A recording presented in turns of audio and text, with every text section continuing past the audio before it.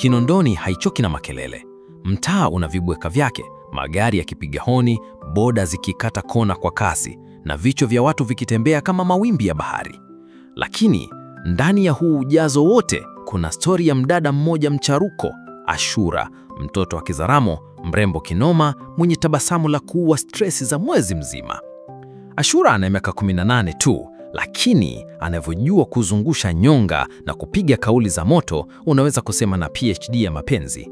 Ana ngozi laini kama embe dodo, macho kama ya paka wa Kijapani, na lips nyekundu za asili bila hata lip balm. Ni mama ntilie wa mtaa, lakini haachi kuingarisha duka lake la vyakula kwa urembo na mihemko ya kike ya kuchanganya wanaume. Ugali wake ni mtamu, lakini sura yake ndo chakula chenyewe. Wanaume wengi walikuwa hawaji pale kwa sababu ya wali na maharage, walikuwa wanakuja kwa kuonja nazi yenyewe. Siku ilianza kama kawaida. Saa 2 asubuhi jua linachomoza na Ashura tayari kashapika. Kaweka meza zake pembeni mwa barabara ya Kinondoni Studio. Kamwaga wali, maharage, samaki wa kukaanga na mboga za majani. Harufu nzuri inavuta mpaka watu waliokuwa hawana njaa. Ana lipstick ya red maroon, nguo fupi ya kitenge, na kiuno chake kimefungwa hanga moja ya mume wangu chaguo langu. Lakini ukweli ni kwamba Ashura hana mume. Wanaume anawageuza kama soksi, kila siku mpya, mtu mpya. Leo jamaa mmoja anaitwa Sudi, dereva wa bajaji, ameingia kwa fujo. Amekuwa akimfuatilia Ashura wiki nzima. Leo ameamua kutoa hela ya bajaji kwa ajili ya ugali na nafasi ya kuongea na mrembo wake wa ndoto.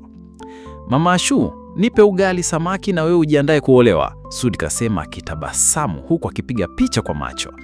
Ashura kacheka, kike wa kimanga. Wanaume wadaa bana, mkitoka tu na bajaji siku 2 mnaona mnaweza oa. Kula kwanza ndo tutazungumza. Sudi hajakata tamaa, kaamua kukaa meza ya pembeni akitafuna ugali wake pole pole, macho yake yote kwa Ashura. Ashura naye kama kawa anajua jinsi ya kucheza karata zake. Kawa anapitisha kiuno kwa pole pole mbele ya jamaa, akigonga mgongo kidogo kila anapopita, halafu anakunja midomo kama anabusu hewani. Dakika 10 baadaye jamaa akapotea. Kesha weka hela chini ya sahani na akaaja karatasi ndogo imeandikwa, namba yangu hii hapa, ukinihitaji mwanaume wa kweli nipigie. Sina hela nyingi, lakini moyo wangu ni wako. Ashura kacheka, kapiga picha ile karatasi na kuipost WhatsApp status yake. Wanaume wa bajaji wanataka niwavae mapemba hivi jamani. Saa 4 asubuhi, mwingine kaingia. Huyu anaitwa Mr. Brian, mzungu mweupe kama chaki, anaishi Mikocheni. Ashura alimkutana naye pale gym, wakawa marafiki. Brian amezoea kumpa tipi 10,000 hadi 20 kila anapokuja. Morning darling, kasema kwa Kiswahili kibovu. Leo nataka samaki 2 na wewe we dessert yangu. Ashura kakunja uso kidogo kama ana aibu, lakini ndani ya moyo anacheka. Anaona bado mchezo wake wa mkuna nazi unafanya kazi. Akamletea chakula, kisha akakaa naye. Wanapiga story, wanacheka, mpaka Brian akatoa $100 na akasema, nipigie John twende out kidogo. Ashura kakubali faster. Hiyo hela tayari ana mipango nayo, kwenda saluni, kununua nguo mpya ya usiku na kununua perfume ya fantasy anayoipenda. Usiku wa kaseshe. Ilipofika saa 2 usiku, Ashura kashaingia kwa taksi. Alikuwa kavaa gauni jekundu linalobana kiuno kama anajifungia siri ya dunia. Ana heels ndefu, pochi ndogo ya silver na marashi yake yamemzidi mtaa mzima harufu. Brian alimpeleka kwenye hoteli ya Serena, wakala chakula, wakanywa wine na baadaye ilivyokuwa ni siri yao. Kesho yake Ashura alirudi Kinondoni. Alionekana choka, lakini mwenye tabasamu lenye mafanikio. Kwa watu wa mtaa ni mama ntilie tu, lakini ndani Ashura alikuwa na ajenda. Alijua kila mwanaume ni mradi, kila tabasamu ni mtego, na kila maneno ya mapenzi ni njia ya kuvua hela, na jina lake likazidi kusambaa mitaani. Kinondoni kulikuwa kama kawaida. Kelele za daladala, honi za bajaji na machizi wa mtaa wakihangaika na maisha yao. Lakini upande wa Ashura mambo yalikuwa tofauti. Baada ya usiku wa moto na Brian Selena Hotel, akili yake ilikuwa kwenye kutafuta mradi mpya. Brian alimpa 50,000 asubuhi, lakini Ashura aliona hiyo ni hela ya kushtua kiuno tu. Aliamka saa 12 asubuhi, akajimwagia maji, akavaa dera fupi lililofumuliwa upande wa paja. Akajiweka smart. Alijua wanaume wa mtaa huu hawahitaji tangazo. Wao ni kama nyuki wanavutiwa na harufu tu. Alipofika kwenye kibanda chake cha chakula, akakuta Sudi yupo pale, jamaa aliyemwaga mistari jana lakini akaachwa kwa status. Leo amekuja na suruali mpya ya kaki na shati la mistari. Kaweka perfume ya maji ya chooni, lakini ana imani kubwa kama Yesu anarudi kesho. Mama Ashura, hata kama umenicheka status, mi bado nasimama, akasema huku anavuta kiti. Ashura akamwangalia juu chini, akacheka kimtindo. Yaani unajileta mwenyewe kwa kunyanyaswa? Aya, leta 2000 nikupe ugali na samaki wa macho matatu. Sudi akaleta hela faster. Wakati anasubiri chakula, Ashura kainama kwenye sufuria ya ugali, kiuno kikacheza kama anaimba tarab kwa mgongo. Sudi alipigwa butwa. Kwa sekunde 5 alisahau anaitwa nani. Lakini kabla hata chakula hakijaisha, gari la kifahari aina ya Prado TX likasimama pale mbele ya kibanda.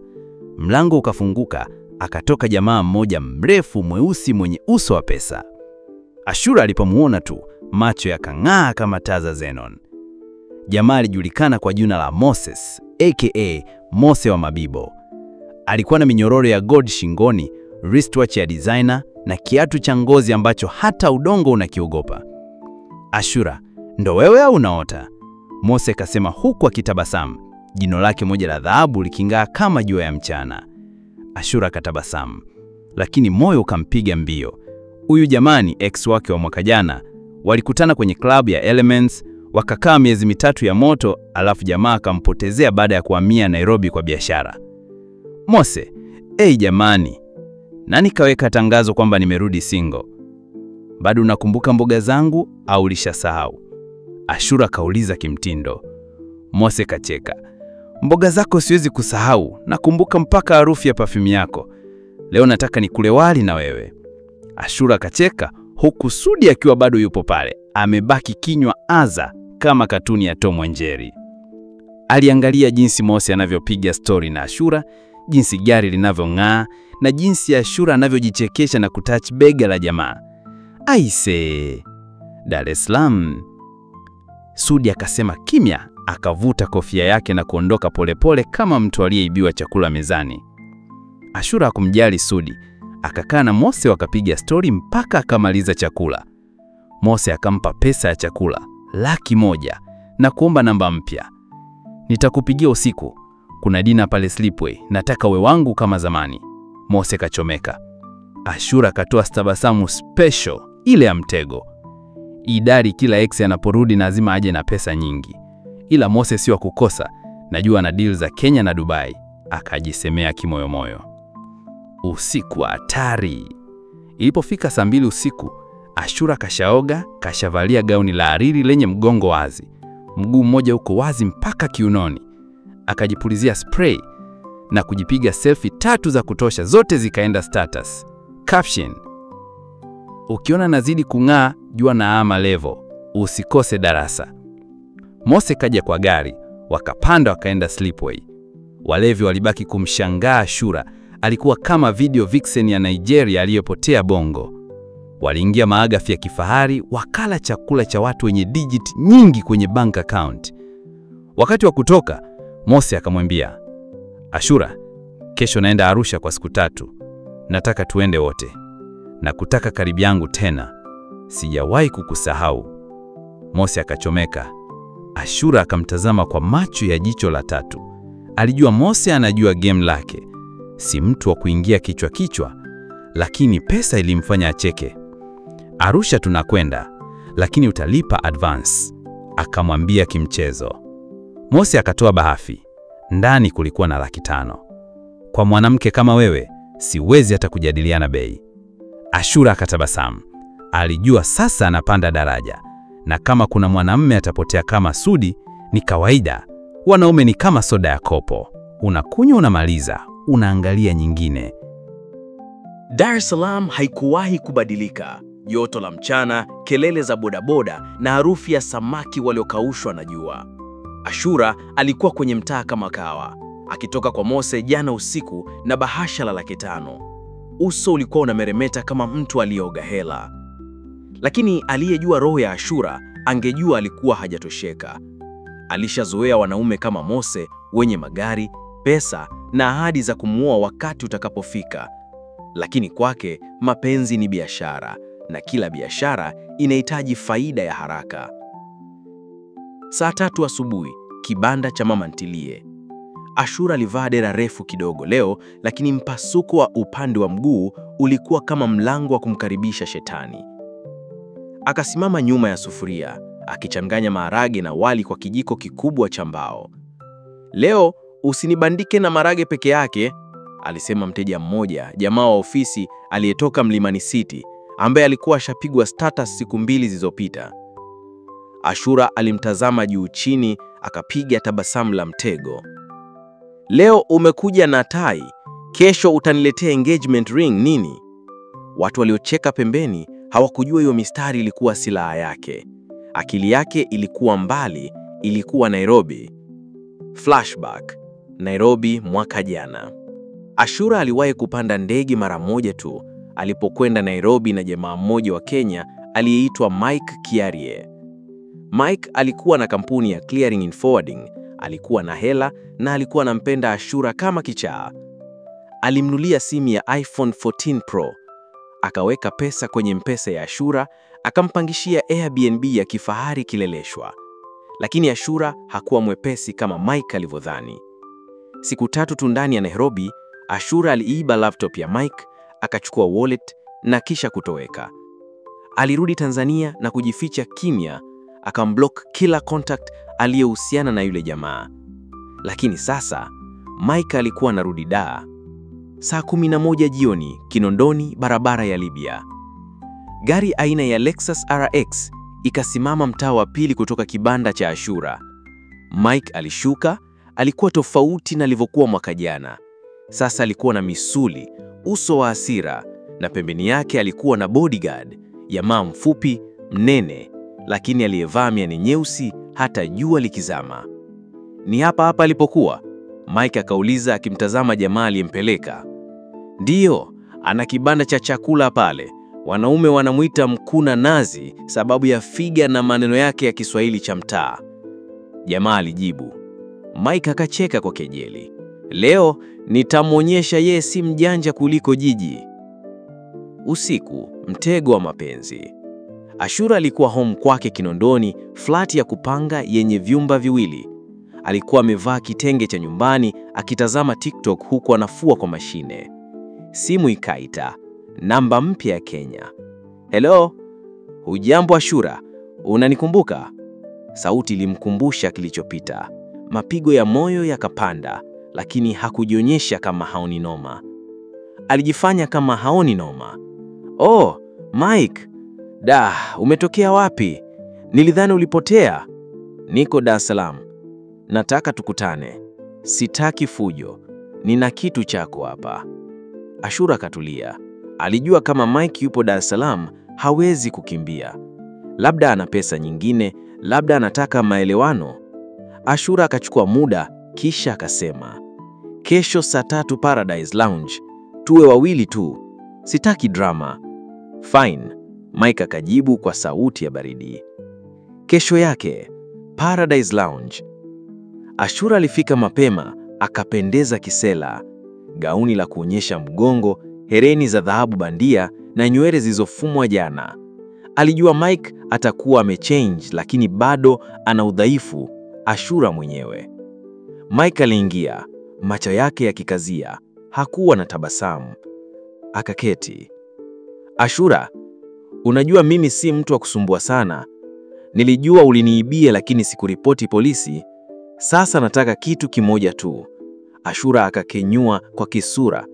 "Na nini hicho? Mapenzi ya bure?" "La," Mike akasema huko akiweka envelope mezani.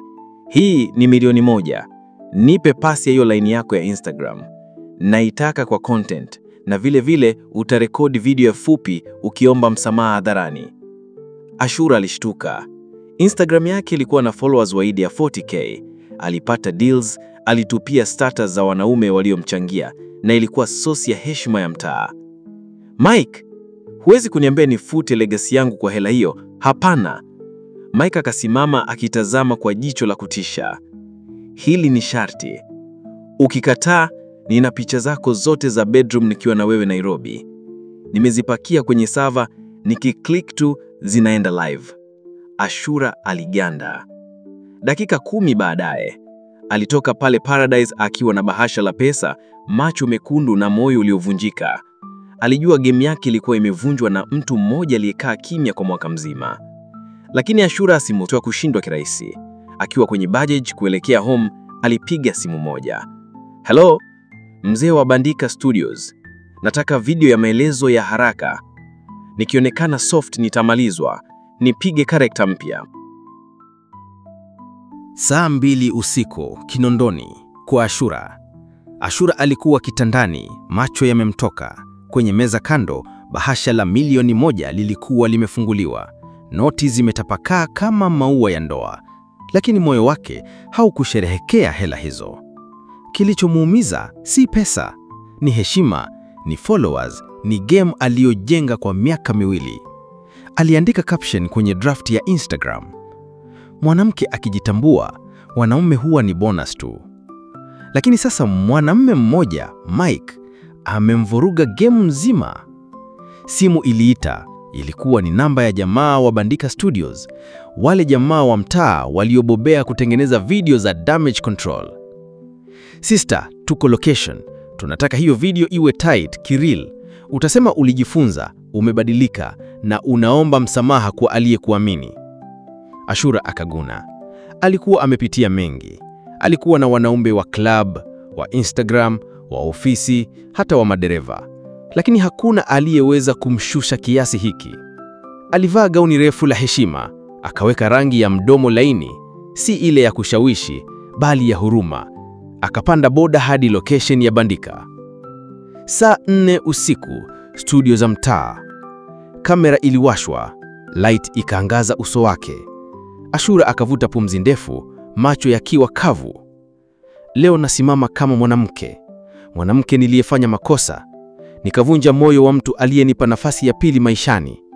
Niliamini pesa ni zaidi ya utu. Leo najua nilikosea. Samahani Mike. Samahani kwa kila mtu niliyoumiza. Video ikaisha. Mmoja wa dosi wa studio akasema, "Mama, hiyo imeweza. Ikitoka, watu wataona upande wako. Hata Mike ataona bado unayo utu." Ashura alijicheka kimoyomoyo. Kama Mike ataambua kunifuta kwa video hii, basi nitamrudishia kisasi kingine kwa tabasamu, alijisema. Siku iliyofuata, status moto. Ashura hakusita, alipandisha video ile ile, lakini akaweka caption ya kijasiri. Nimekosea, lakini bado nasimama. Ukijua thamani yako, huwezi kupotea. Ashura 2.0 inarudi na moto zaidi. Followers walicomment kama mwendo wa maji. Wengine walilia, wengine walimshangilia. Majirani walicheka, lakini wanaume walituma DM kama kawaida. Lakini miongoni mwa hao waliotuma ujumbe, mmoja alikuwa inspector wa polisi, Detective Baraka, aliyekuwa akisoma kesi ya wizi wa kimtandao na utapeli wa raia wa kigeni. Msichana huyu anajitengenezea jina, kumbe ana rekodi ya udanganyifu. Kinondoni Police Station. Siku hiyo hiyo, saa 9 usiku, Mike aliitwa kutoa maelezo rasmi. Alikabidhi ushahidi wake wote, picha walizopiga Nairobi, tiketi ya ndege aliyemnulia, bank statement ya matumizi, chat screenshots za Instagram na ile video mpya Ashura aliyoposti. Nataka apate adhabu ya mfano. 1 mmoja jela si haba, alisema Mike, uso wake ukionyesha chuki ya ndani. Baraka akatikisa kichwa. Tutamtambua kupitia namba ya line, then tumfuate. Saa 5 usiku, Ashura afumaniwa. Ashura alikuwa kwake. Anapiga selfie za Resilience Girl, akiwa na uso wa kujidai anaandika kitabu. Milango ikagongwa kwa nguvu. Kabla hajafungua, mlango ulivunjwa. Tuko na search warrant. Wewe ni Ashura binti Rashid. Kuna shida gani? Siwezi pokea wageni bila appointment. Alijaribu kupiga ujanja.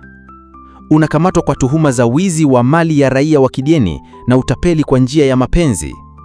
Alishikwa, simu zake zote zikachukuliwa, laptop yake ya mdukusi account ikapakiwa kama ushahidi.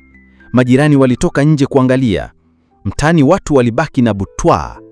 Ashura aliyekuwa anapigwa picha na ma V8 sasa anapakiwa kwa defender ya polisi? Kituoni ndani ya chumba cha mahojiano, Ashura alikaa kwenye kiti chenye joto kali. Alivalia dera refu la heshima na nywele zikiwa hazijapigwa mtoko. Uso wake ulikuwa tofauti, hakukuwa na filter. Detective Baraka alimtazama Ashura.